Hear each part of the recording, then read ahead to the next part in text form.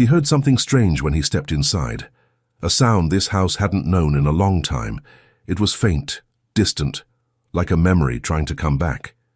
He followed it, unsure if he was losing his mind, or if something had found its way into his silence, and when he opened the door, what he saw stopped everything, because sometimes, when grief buries a house, grace still knows how to break in.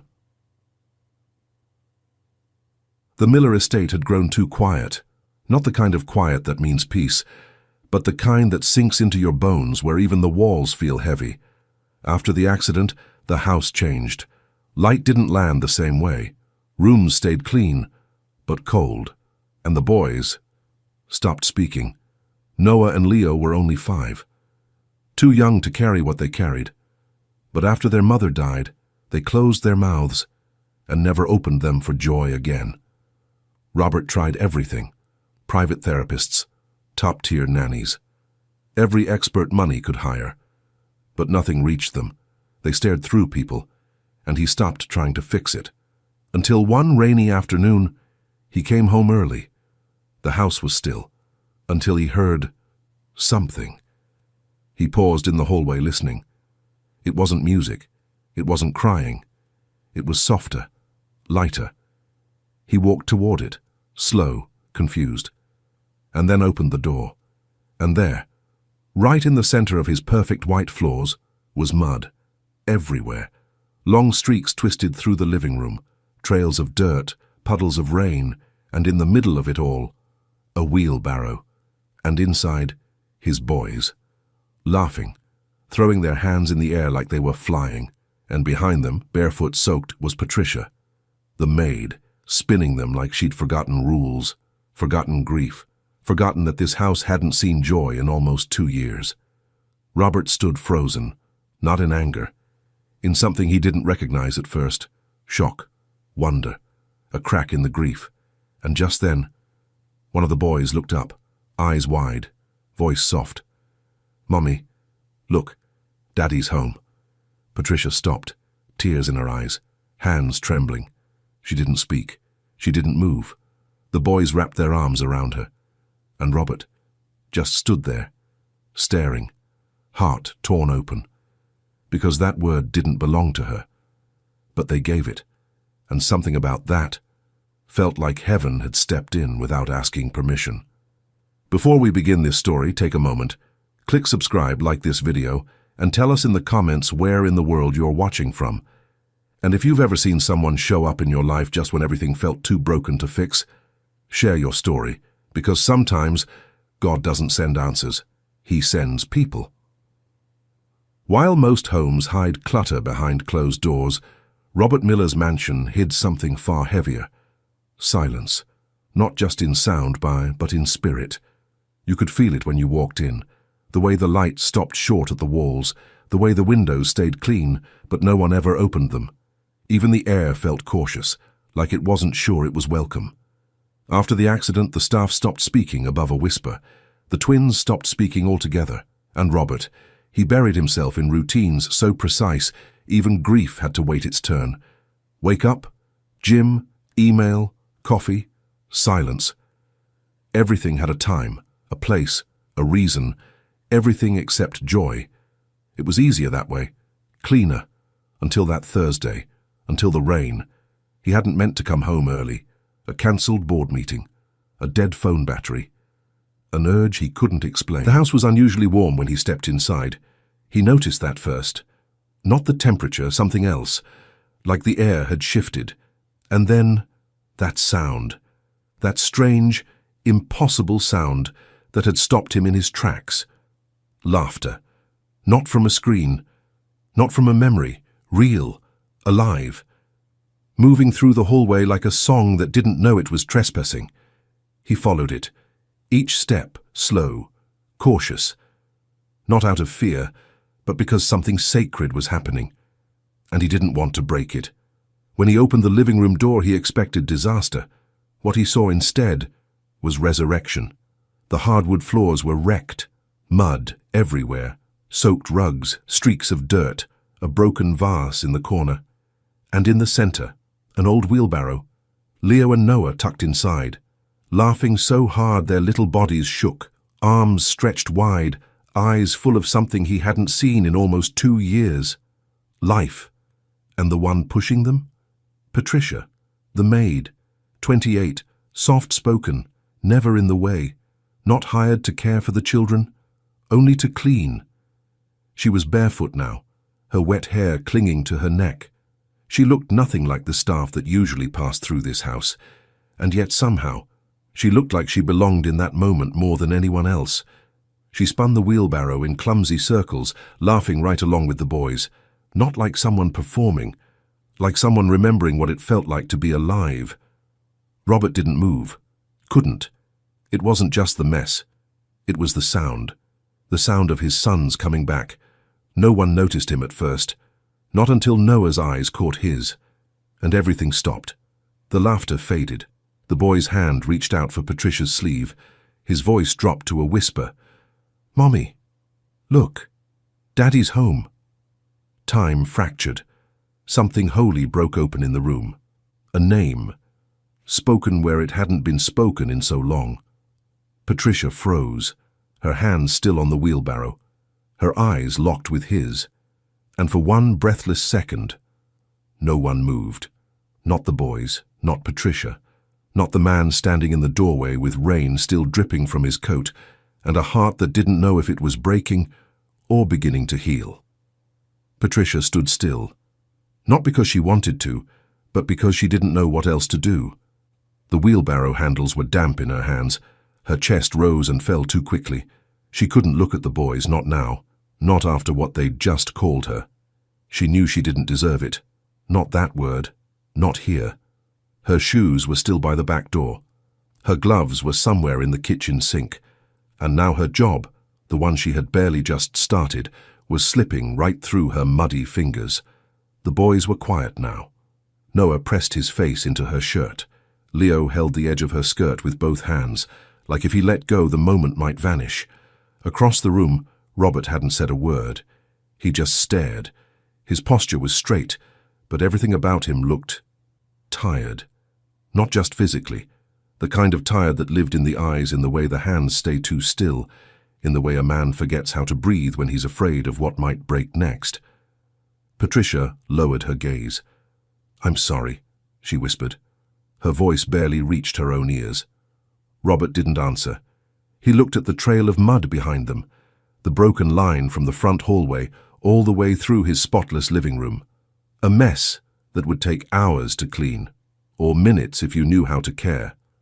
Finally he spoke, his voice low, tired, almost distant. "You weren't hired to be near the children." It wasn't an accusation, not yet, but it wasn't a question either. Patricia nodded once. "I know." His eyes drifted to the boys, still clinging to her like she was the only safe thing in the world. He watched them for a long time, and then said the one thing she didn't expect. "Did they laugh like that before?" She looked up slowly, met his eyes for the first time. "No," she said quietly. "I don't think they have." A silence settled between them. Not heavy, not cold, just uncertain. She wanted to explain that the nanny had walked out 3 hours earlier without warning, that Leo had tripped in the hallway, burst into tears, and she didn't know what else to do but hold him, that Noah had asked if she could make the house fun again, that she didn't plan any of this, that it just happened, but she said none of it because he didn't ask, and something in his eyes said he wasn't ready for answers yet. Instead, Robert stepped aside. "Take them upstairs," he said. Then softer, "They're soaked." She hesitated, then nodded, gently turned the wheelbarrow toward the hallway, her bare feet slipping slightly on the wet wood.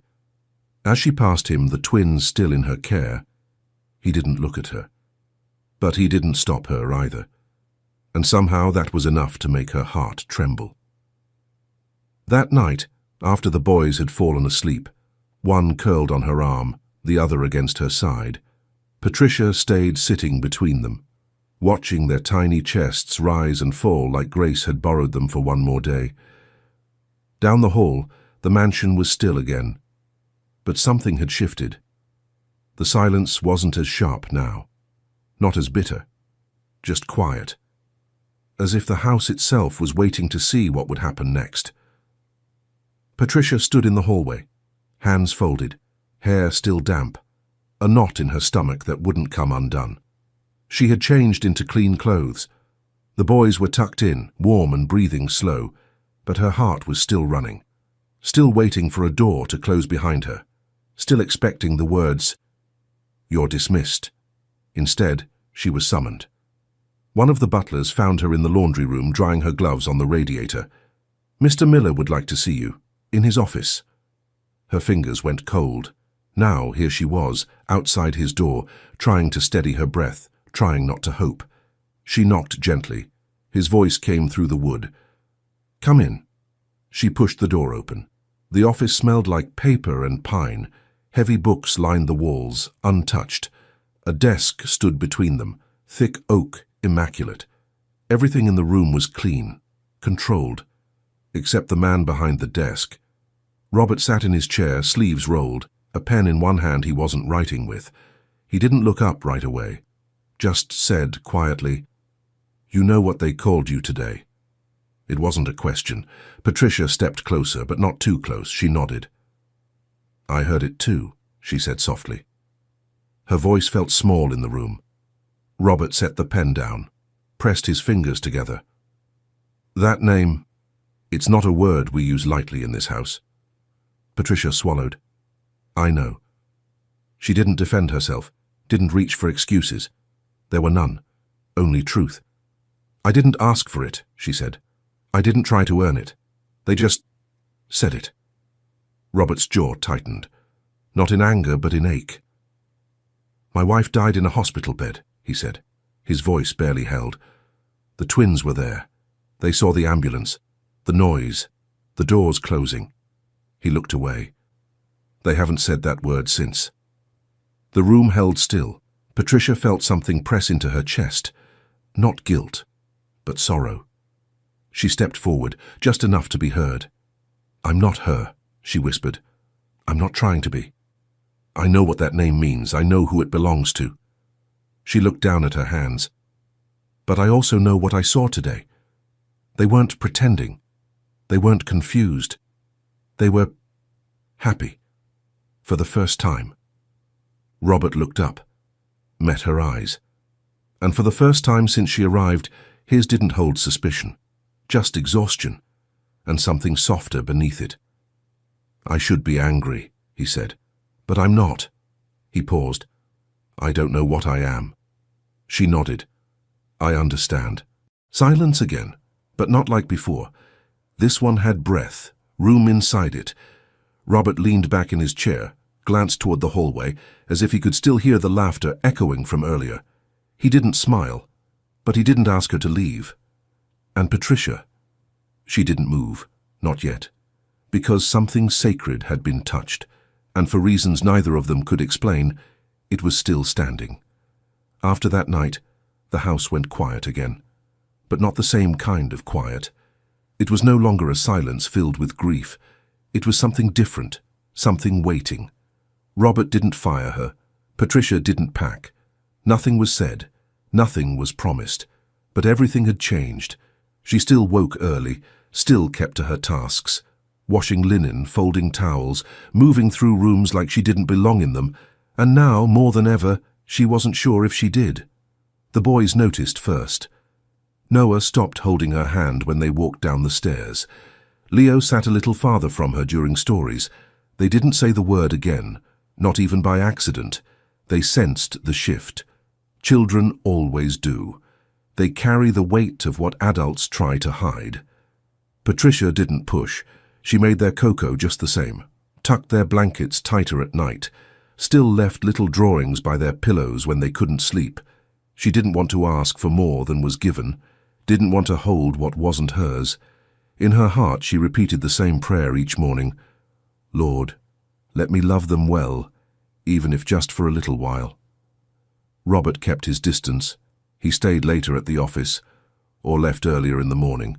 When he was home, he moved like a man guarding his steps. Not because he didn't trust her, but because he didn't trust himself. More than once, he caught himself watching her, through the kitchen doorway, or from the top of the stairs. Never for long, just long enough to wonder what it was in her presence that made the air feel softer. Long enough to remember the sound of laughter and be afraid of losing it again. They didn't speak much, only when they had to, always careful. But something quiet passed between them each time their eyes met. Something not yet ready to be named. One evening near dusk, Patricia was in the den, folding a pile of the twins' clothes. The boys were upstairs with the tutor. The house was still. Robert passed the doorway, then stopped, just for a moment. She didn't see him, but he watched. Her hands moved slowly, gently smoothing each shirt before placing it down. She paused on one, a tiny blue one with a rocket stitched on the sleeve. She held it for a few seconds longer than the others. He saw it, and in that small pause, something pulled in his chest, something he didn't have the courage to face yet. So he turned and kept walking. She heard his footsteps fade down the hall and didn't look up, because that's what happens when hearts start shifting. They don't collide, they orbit, careful, unspoken, waiting for something stronger than fear to bring them closer again. The envelope came on a Thursday, thin, white, tucked between utility bills and junk mail on the corner of the kitchen counter. Patricia wouldn't have noticed it if the name hadn't been handwritten, Miss Patricia James in dark, careful script, no return address. She opened it slowly, standing by the sink with dishwater still clinging to her hands. The letter was simple: a family estate in Connecticut, full-time live-in role, private quarters, double the salary, full benefits, start date, flexible. They'd heard of her through someone who had spoken highly. She read the letter 3 times, then once more. Then folded it shut like it burned her fingers. She didn't show it to Robert, didn't mention it to the boys, didn't say a word. But something changed in her. She smiled a little less, folded things more carefully, held her breath longer than usual. She was preparing herself, not to leave, but to let go. That night, as the boys were brushing their teeth, Patricia wandered into the kitchen again. The letter still sat on the counter, unmoving, undecided. She stared at it, then turned away, only to see something taped to the fridge. A drawing. Crayon lines, uneven but full of heart. 2 stick boys, one tall man in a tie, and beside him, a woman in a blue dress, yellow gloves, and a crooked smile. Above them, written in shaky handwriting, Home. Patricia felt her knees weaken. She stepped closer, pressing her fingers against the edge of the paper, as if touching it could tell her what to do. Behind her, small feet padded softly into the room. Noah, still in pajamas, hair damp from the bath. He looked at her, then at the letter, then at the drawing. "Are you going somewhere?" he asked. His voice was small, almost afraid. She knelt slowly, met his eyes. "I don't know," she said honestly. Noah reached into his pocket, pulled out a folded sticky note, pressed it into her hand. In messy crayon, "Please don't go, Mommy." Her breath caught, not because of the word, but because of the truth in it, the need, the trust. Tears rose before she could stop them.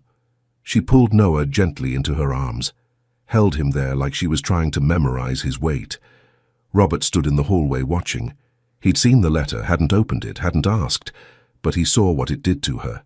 And now he saw her, on the floor of his kitchen, holding his son like he was hers, weeping like someone who had finally run out of places to hide her heart. He didn't step in, didn't speak. But something in him shifted, quietly, sharply.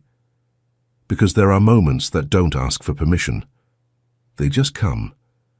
And when they do, nothing stays the same.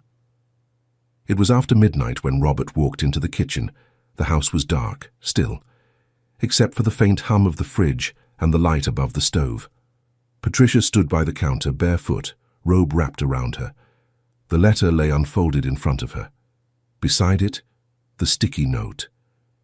"Please don't go, Mommy." She hadn't noticed him yet.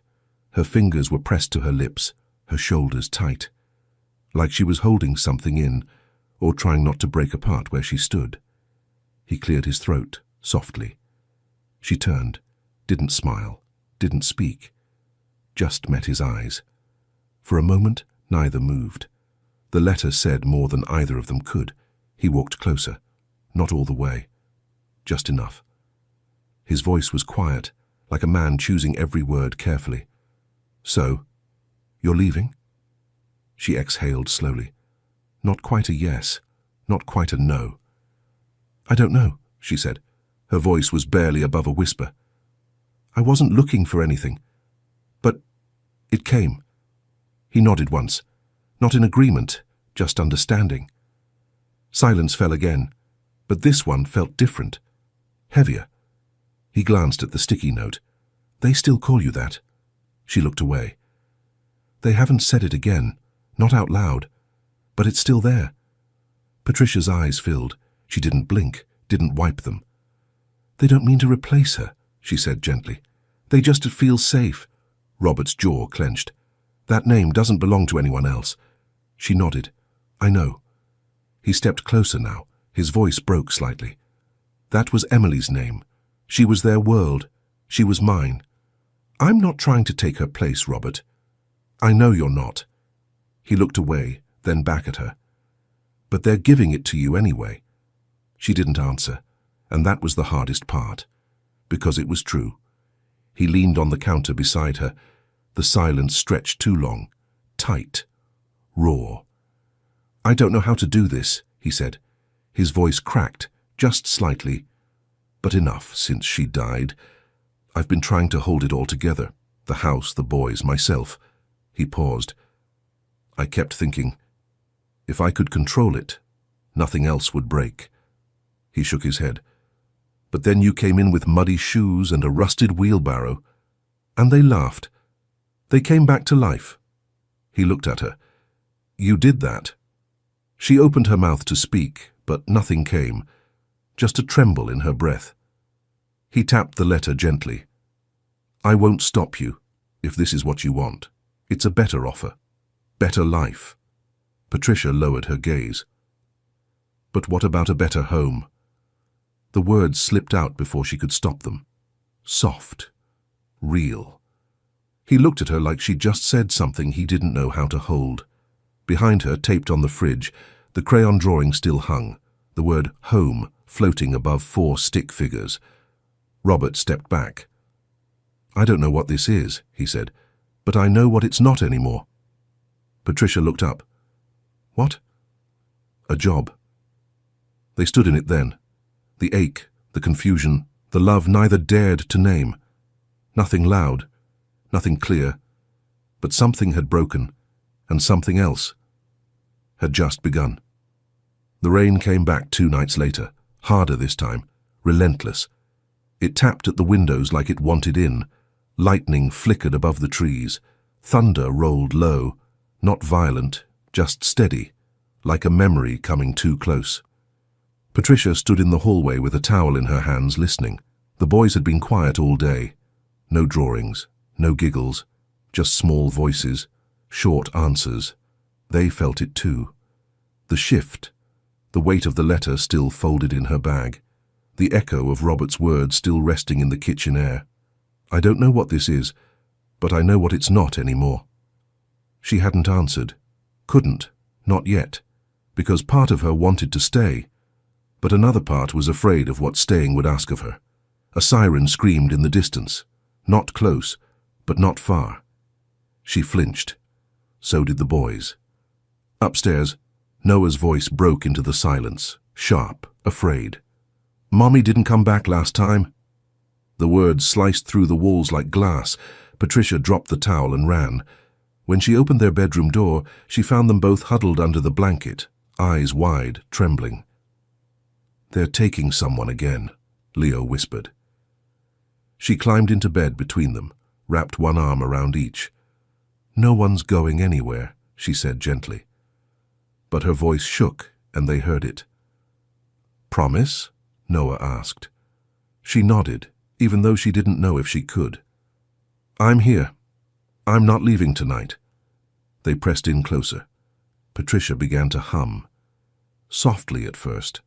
An old tune, one her grandmother used to sing when the world felt too big.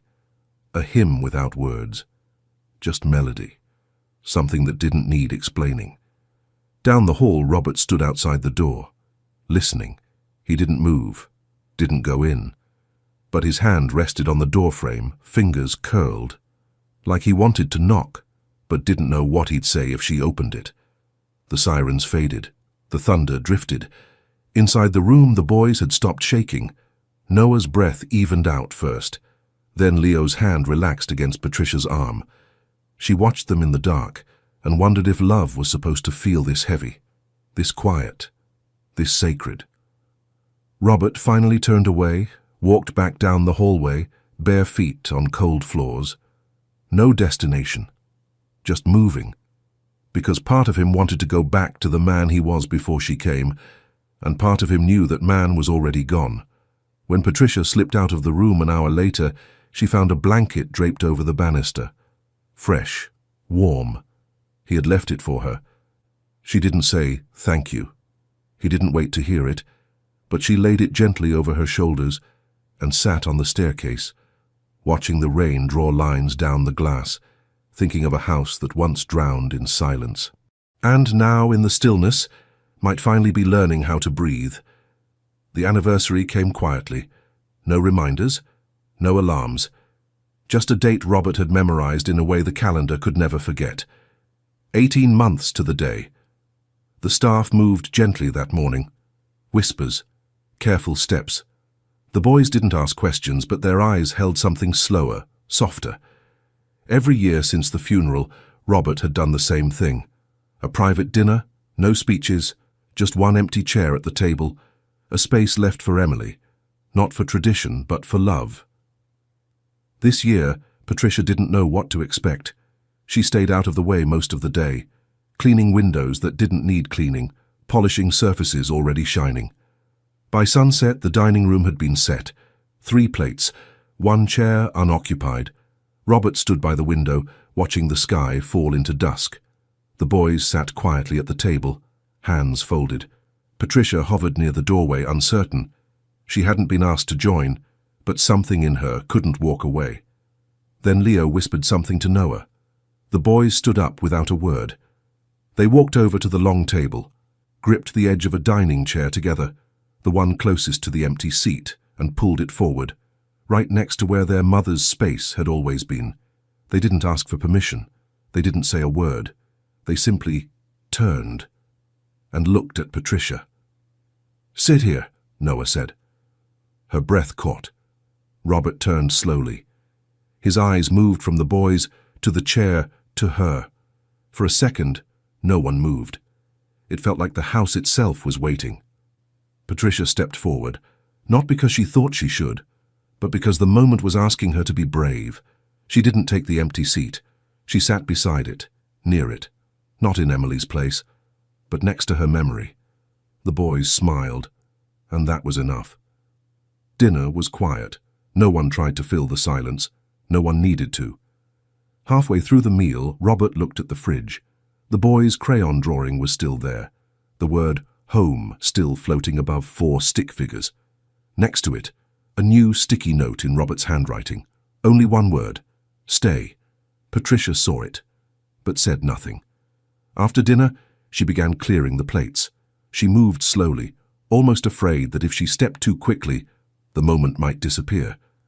As she reached for Robert's dish, their hands brushed. He didn't pull away. Instead, he looked up at her, and in the quiet, something passed between them. Not a question, not an answer, but peace. The kind that only comes when you stop running from what hurts and start standing in what heals.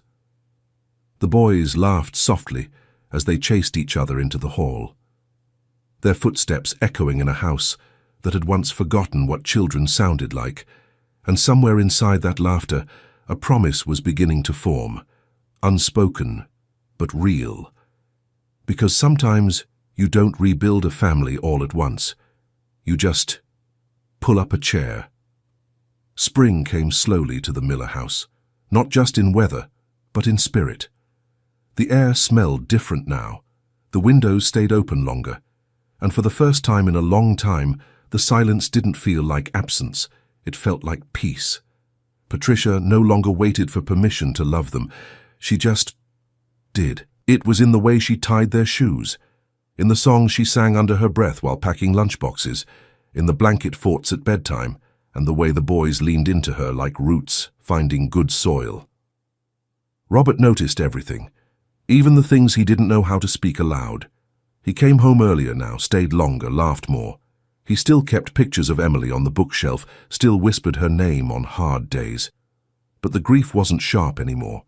It was soft, woven in, like the love that had begun to grow again, not in place of her, but alongside her. One Saturday morning, Robert took them all to the park. It was Emily's favorite. The boys didn't remember that, but he did. Patricia helped pack the snacks. Leo clutched her hand the whole way there. Noah carried the blanket. They ran through the grass for hours, chasing light like it belonged to them again. When they finally slowed, Robert reached into his coat and handed Patricia a small folder. Her fingers trembled as she opened it. Inside, legal documents, guardianship papers, his name, her name, and a quiet line at the bottom that said, "In the event of my absence." She didn't speak, couldn't. Robert sat beside her on the bench, watching the boys wrestle in the sunshine. "If something ever happened to me," he said gently, "I need them to have someone who makes them feel safe, and I think that someone is you." Her eyes filled, but she didn't cry. She just nodded, held the folder like it was more than paper, like it was a promise. The boys ran back, breathless and flushed. Noah crawled into her lap. Leo climbed beside her. And then, with his cheek pressed against her chest, Noah looked up and whispered, "You can be Grace and Mommy too, if you want." Her heart shattered, not in pain, but in the way something breaks open to let light in. She smiled, not big, not loud, but the kind of smile that stays. Robert didn't say anything. He didn't need to. Because healing doesn't always arrive with fireworks. Sometimes it's a blanket on the grass, a child's voice in your lap, a signature on a paper that says, "I trust you." That night the house didn't grow quieter. It got louder, with laughter, with pancake batter spilled on the floor, with forts made from couch cushions. The boys didn't call her the maid anymore. They called her Mom, and Robert, he called her Patricia.